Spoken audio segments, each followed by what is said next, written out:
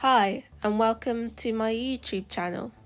My name is Caroline, and today's video is week 3 of Peachtober, which is a challenge made by Fairy Little Peach. I've already made 2 previous videos on my channel of the first 2 weeks of Peachtober if you're interested in watching them. I've also been posting these illustrations daily on Instagram and TikTok.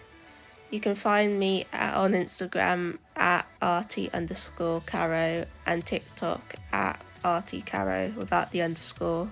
I'll have them linked in the description, as well as a list of the materials I've been using for all these pieces. If you've not watched the previous 2 videos, a bit of context for all the pieces is that I've set myself an extra challenge on top of doing the prompts every day, where I have to make the illustration either frog themed or have like a frog character in it. I did this to bring some consistency within all the pieces and make them look like a bit of a collection, and I really love frogs, so any excuse to draw them I'll take. As you can see on screen now, day 15's prompt was shell. The inspiration I had for this piece was a music box, so I decided to do it as when you open the shell you might be lucky enough to be greeted by a mini frog pearl mermaid, and if you're extra special she may greet you with a song with her 2 little fish backup singers. I had a lot of fun creating this illustration, mainly because I really love the sea, and I also just enjoy learning about all the weird and various sea creatures that exist.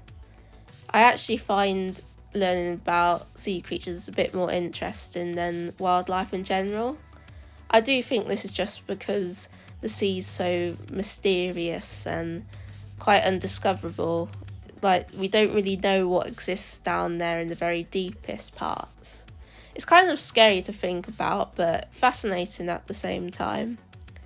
In general, my love for the sea, I think, stems from an obsession with Finding Nemo as a kid. Apparently, I loved watching it so much that I ended up breaking my DVD by too many watches.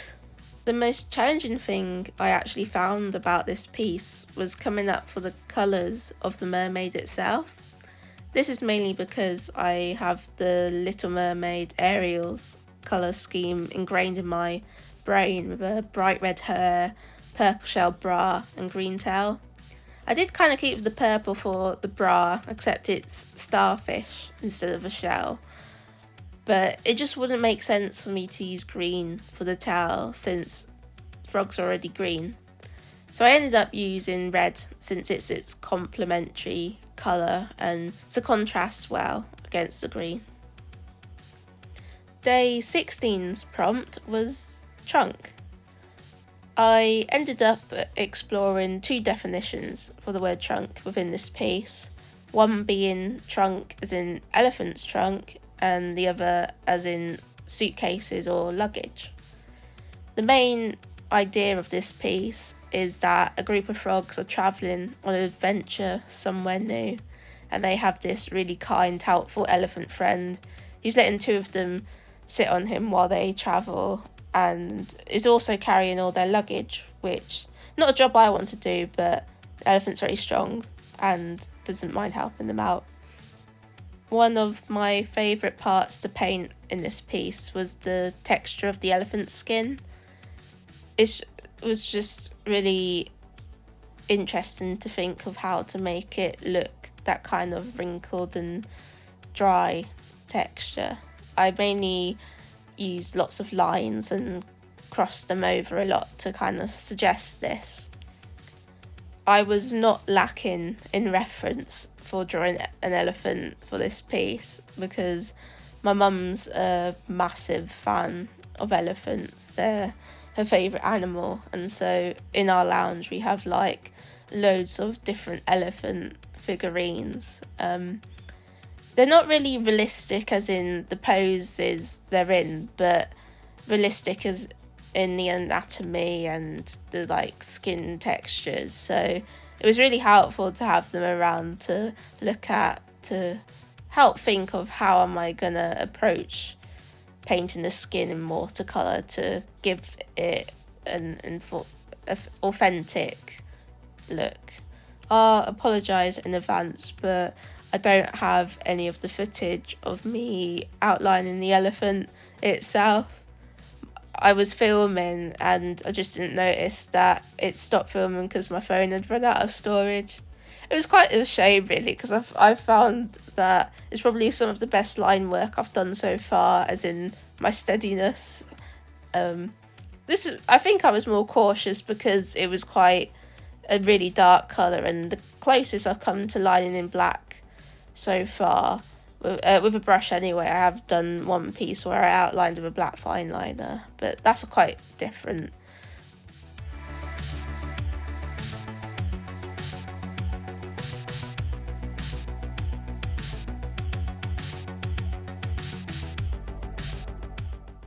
Day 17's prompt was snow.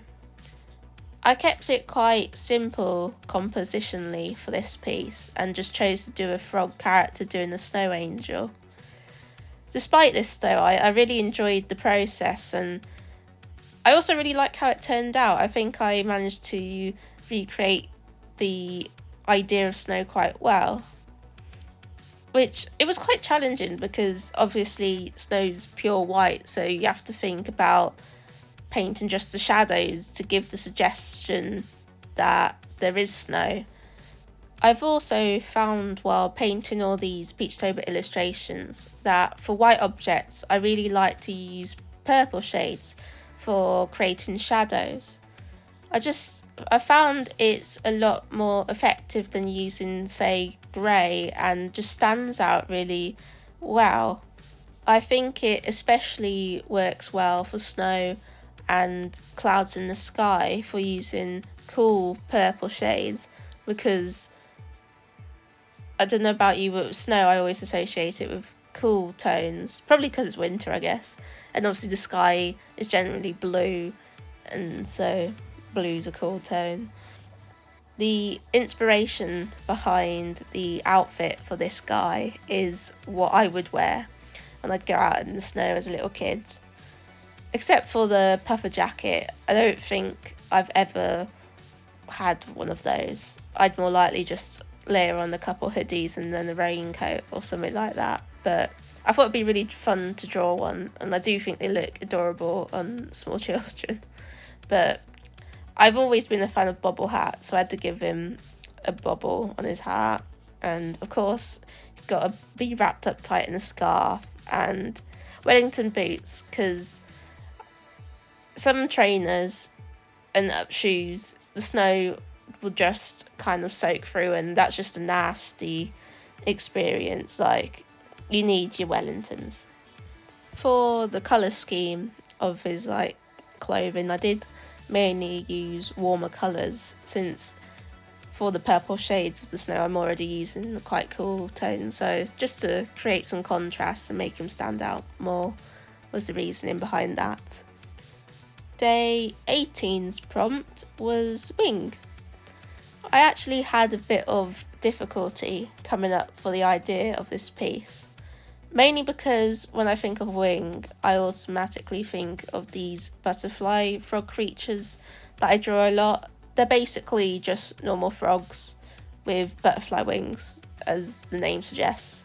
But my whole aim for Peachtober is to push myself to draw things that I don't normally draw, so I kind of didn't want to pick that for this piece. Ultimately I decided on plain wings because I don't really draw planes at all, and I thought it'd be fun to have a little guy standing on top of the wings doing a very dangerous stunt. I actually found out while finding for different references for various elements of this piece that the stunt is actually called wing walking, and it's also something that you can just like book to do, which is like crazy to me. Just because it's the fact you're standing on the wing, I thought you would need to be trained in doing that, but now you can book that. Sounds fun, but very scary. I apologise for the few wonky clips for the last bits of this illustration. I'm not really sure what happened to my camera during this, but I did notice at the very, very end.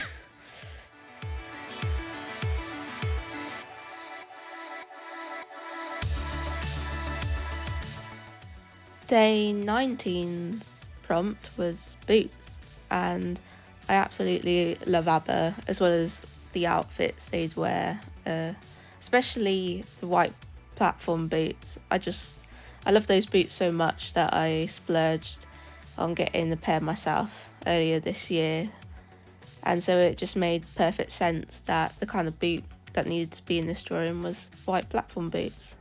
So here we have a dancing disco frog. I like to think she's grooving to Dancing Queen, because that would be my choice. I had a lot of fun painting the dance floor on this one, especially trying to make it look like it's lit up and glowing while she's dancing. To kind of create this effect, I end up outlining each square in a darker version of their colour. This seems to work quite well, especially once I've done all of them together. It really does kind of give that effect that the middle's lit up. In general, I had a lot of fun painting this piece, especially because I got to work with a bright colour palette, and I'd say that's my favourite to work with when I create illustrations. I also just enjoyed all the small details I had to do with the sparkles in the background, the little mirror panelling details on the disco balls, the flowers on her dress, and making the dance floor glow, like I've already said. I just really enjoy the small elements on illustrations. I think it's the part I enjoy doing the most. To shade the white boots as well as the white belt element on her dress, I end up using a pinky purple, and it just works really well. Like I've said when I was doing the snow piece earlier, purple just really seems to work well for shading white, and I don't really know why, but it's definitely something I'm gonna just carry on with for all my future work now. I think the pinky purple in particular works best with this one, because there's already a load of pink tones and purple tones in general in this piece. At the end of this illustration, you'll see that I add even more sparkles to the background by creating small white dots using gouache. I wasn't going to do this originally. I was just going to leave it with the diamond white sparkles, because the piece is quite busy as it is, with the brightly coloured dance floor, the flowers on a dress, and even just the disco balls, the fact that they take up a lot of space of the background and they're detailed themselves. But as soon as I started adding the white dots, it did feel like it brought the piece together a bit more, and in my opinion, you can never have enough sparkle.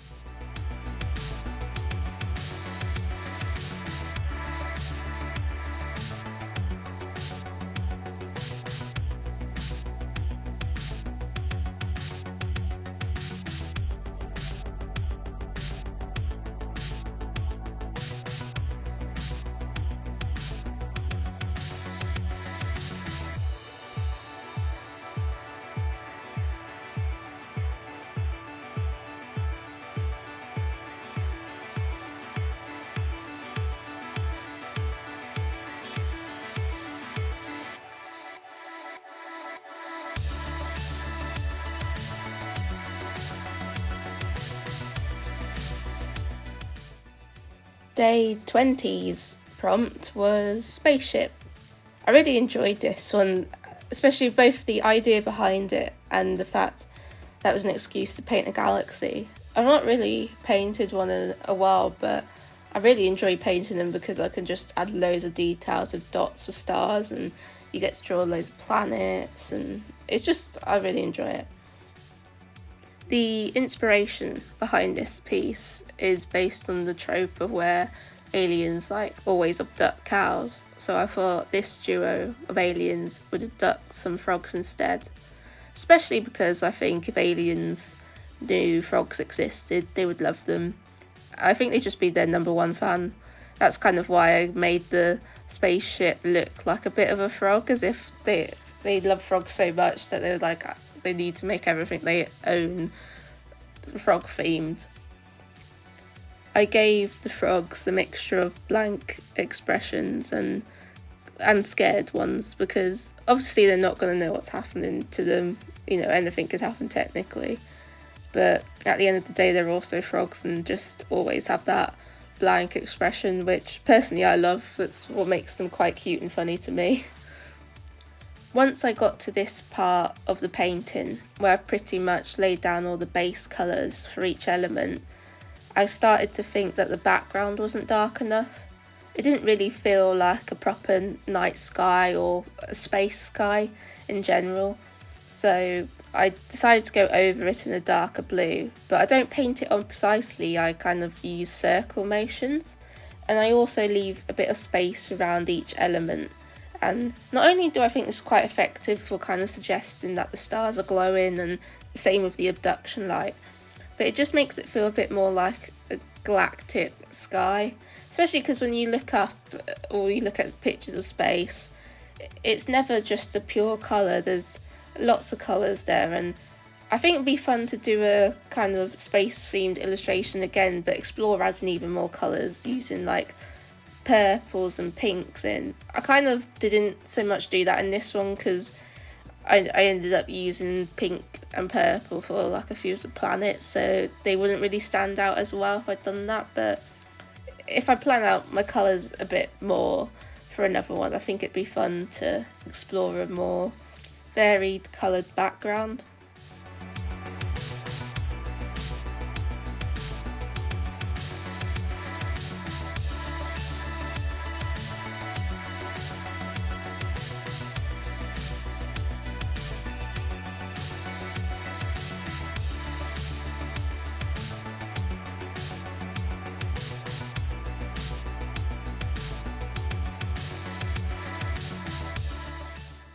Day 21's prompt was bun. I actually had quite a few different ideas for this one. One being I could just do a frog dressed up as a bunny rabbit, whether that's kind of like more a mascotty costume where I could make it Easter themed and he's on like an Easter egg hunt, or whether I could do a frog that's like a Playboy bunny. Ultimately I became quite inspired by the trend online where people kind of make bread into like frog shape, whether that's a whole loaf or like small rolls, and I thought it'd just be cute to do a frog burger. I kind of wish this existed in real life though after painting it, and I might have to try and make it myself one day, especially because I already wanted to have a go at making frog shaped buns, so this could be a good excuse to do it for real now. While painting this, it did start to make me think about Krabby Patties, and I think if the Krusty Krab was real, it's quite possible they'd have a burger like this. There might be one in the show already where there's kind of like a themed burger, I can't remember. There's like the Burger Pal thing, I think, isn't or something, but I could imagine this being a special. Even though this piece is quite simple, I still end up trying to add loads of detail, mainly just the textures, to try and make each element look quite realistic.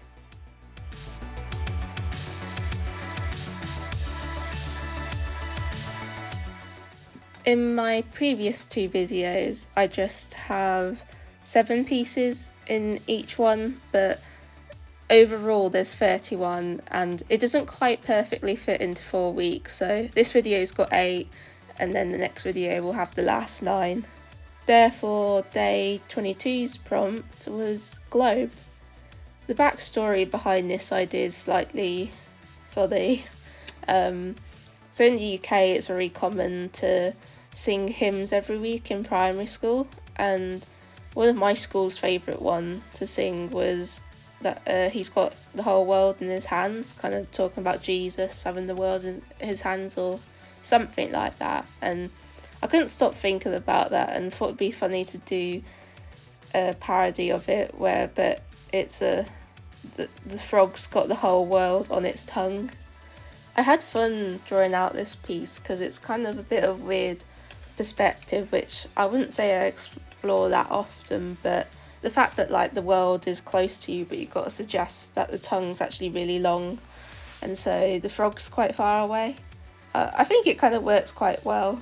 The most challenging part of this piece was the fact there was just so many blues and greens. I kind of did okay with the blues because I just made the water a very light blue and the globe a very dark one, but it was when it came to the greens that I had more difficulty. The frog was fine because I did that a very vibrant lime green, but I kind of accidentally made the green of the lily pads and the green on the world quite similar, so the line work definitely saved this one a bit from making a bit of a barrier between the two.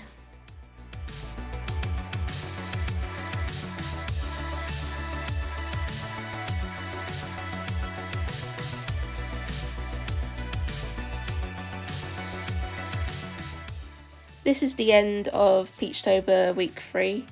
Thank you for watching and I hope you enjoyed the video.